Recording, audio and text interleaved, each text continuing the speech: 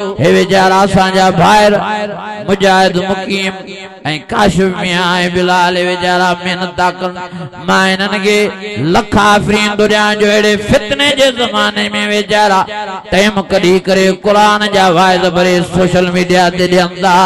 अल्लाह जी ज़ात जो कसम आहे, अल्लाह जी ज़ात जो कसम आहे, अल्लाह जी ज़ात जो कसम आहे, जेके हिन दौर में क़ुरान जो आवाज़ सोशल मीडिया ते आम था करनि मां इन्हनि खे यकीन सां तो चवां ये दुनिया में भी आबाद त आखिरत में भी इन अल्लाह अमल जे करे इन्हनि जा बेड़ा ही पार फरमाए छॾी।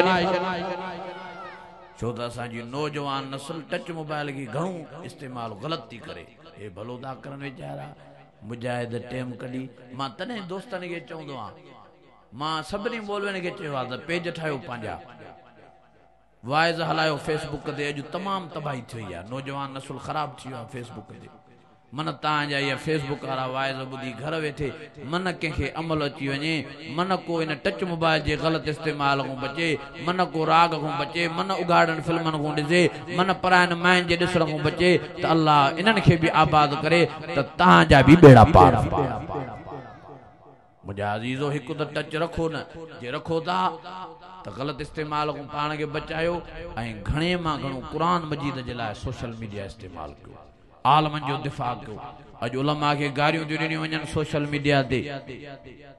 अॼु हथ मथे खणी सभु चयो इंशाअल्लाह जेके बि मोबाइलनि वारा चयो उलमा जो दिफ़ा कंदासीं, हथ मथे खणी चयो इंशाअल्लाह, चयो क़ुरान मजीद जा वाइद शेयर कंदासीं।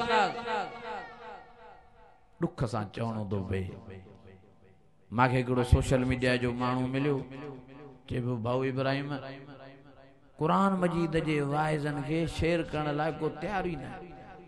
सोशल मीडिया ते गाना 20-20 हज़ार माण्हू शेयर था करनि, राग 50-50 हज़ार माण्हू शेयर थो करे, पर क़ुरान मजीद जे आवाज़ खे माण्हू शेयर करण लाइ तयार न आहे। गाने खे शेयर करण जे लाइ फ़ख़ुर था महसूस कनि, क़ुरान जे आवाज़ खे शेयर करण जे लाइ ऐब था महसूस कनि। इहा हालत थी आहे मुस्लमाननि जी। ओ मुंहिंजा अज़ीज़ो, मुंहिंजा दोस्तो, मां तव्हांखे मोदबाना गुज़ारिश करण आयो आहियां, ॿेली टच मोबाइल जे ज़रिए पंहिंजी क़ब्र क़यामत न विञायो।